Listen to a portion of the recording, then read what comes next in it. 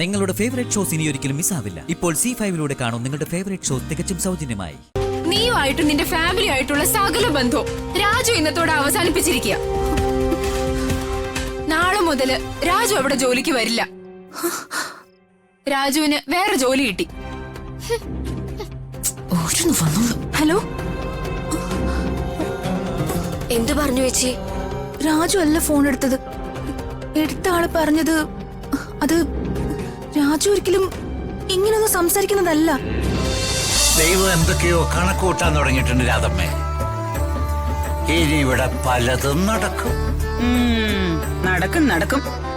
കുറച്ചു മുമ്പ് ഇവിടെ നടന്നോന്നും മറന്നിട്ടില്ലല്ലോ. മിണ്ടാതെ ഒരു ഭാഗത്തിരിക്കുന്നത് നല്ലത്.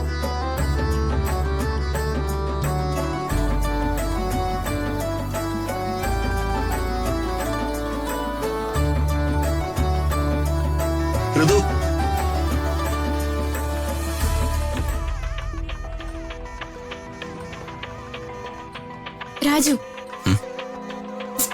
രാജു ഇപ്പൊ തന്നെ ഒരു തീരുമാനം എടുത്തേ പറ്റൂ. സ്വന്തം അച്ഛന്റെ ദേഹത്താ ഇവിടെയുള്ള ഒരുത്തൻ കൈവച്ചത്. അത് ഒരിക്കലും മറക്കാൻ പാടില്ല. ഇനി ഇവിടെയുള്ള ജോലി രാജുവിന് വേണ്ട. ഇന്ന് തന്നെ അത് ഉപേക്ഷിക്കണം.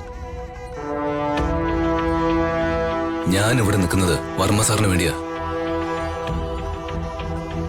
വർമ്മ സാറിനോട് എനിക്ക് അത്രയ്ക്ക് കടപ്പാടുണ്ട്.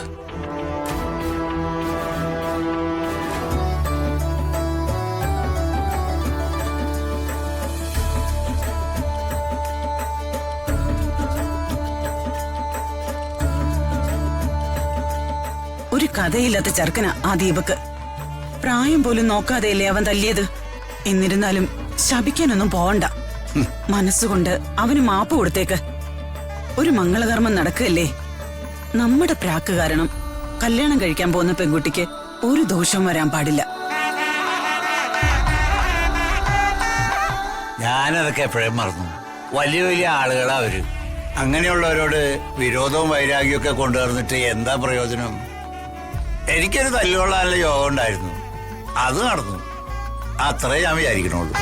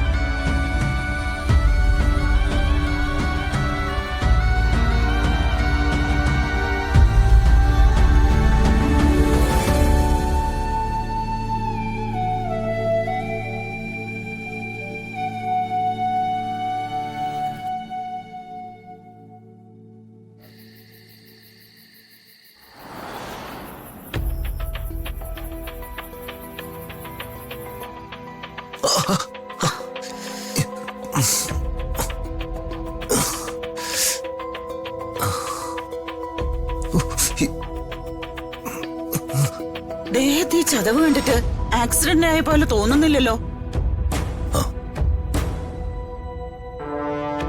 അല്ല, അത് ആക്സിഡന്റ് തന്നെയാ. വണ്ടി ഇടിച്ചപ്പോ ഞാൻ റോഡിലേക്ക് വീണതാ. അങ്ങനെ പറ്റിയതാ. എന്തിനാ ഇങ്ങനെ അഭിമാനവും ആരോഗ്യമൊക്കെ കളഞ്ഞ് അവിടെ തന്നെ ഇങ്ങനെ ജോലി ചെയ്യണേ? അതങ്ങ് നിർത്തിക്കൂടെ രാജുവിന്? എന്റെ അഭിപ്രായം അത് തന്നെയാ. അച്ഛനെ തല്ലിയത് നമ്മൾ ക്ഷമിച്ചു. എന്നാലും അവരങ്ങനെ ചെയ്യാൻ പാടുണ്ടായിരുന്നോ? പ്രായമെങ്കിലും നോക്കേണ്ടതായിരുന്നില്ലേ? പണം ഉണ്ടെങ്കിലും സംസ്കാരം ഇല്ല അവർക്ക്. ചേച്ചി അങ്ങനെ പറയരുത്. ചേച്ചിയുടെ കല്യാണം നടത്താൻ ആരാ കാശെന്ന് സഹായിച്ചത്? വർമ്മ സാറല്ലേ? അത് ഇത്രയും പെട്ടെന്ന് മറക്കാൻ പാടില്ലായിരുന്നു. അതിന് പകരമായിട്ട് നീ ഇത്രയും കാലം അവിടെ ജോലി ചെയ്തില്ലേ? അതുപോരെ? അമ്മേ ആ എനിക്കൊന്ന് കിടക്കണം. ഉം. നല്ല ഉറക്കം വരുന്നുണ്ട്.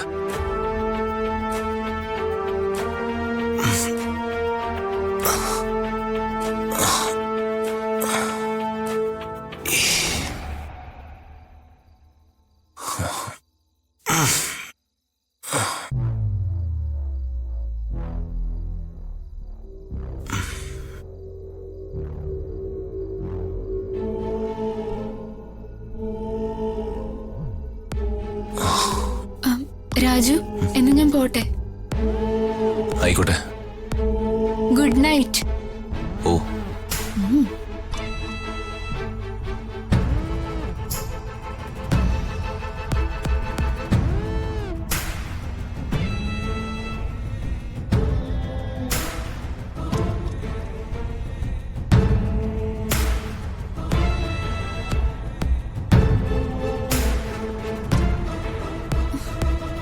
ഇവളെന്തിനാ ഈ നേരത്ത് വിളിക്കുന്നേ?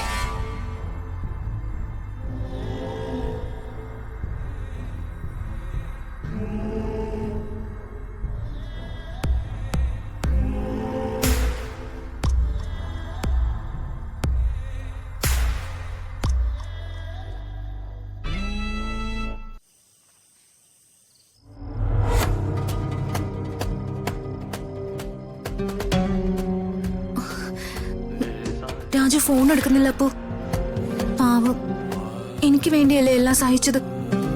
എനിക്ക് വേണ്ടിയല്ലേ രാജു ആ തല്ല് മുഴുവൻ കൊണ്ടത്. എനിക്ക് രാജുവിനോട് ക്ഷമ ചോദിക്കണം. അപ്പോ അല്ലെങ്കിൽ എനിക്ക് ഉറങ്ങാൻ പറ്റില്ല. വീണ്ടും വിളിച്ചു നോക്കിയേച്ചി. ചിലപ്പോ നേരത്തെ വിളിച്ച കോള് കണ്ടിട്ടുണ്ടാവില്ല. ശരിയാ, കണ്ടു കാണാൻ വഴിയില്ല. അല്ലെങ്കിൽ എന്റെ കോൾ എടുത്തേനെ.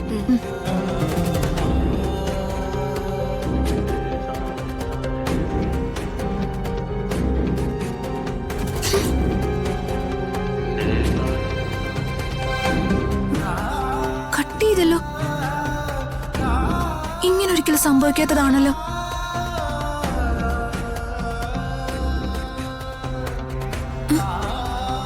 ഓ,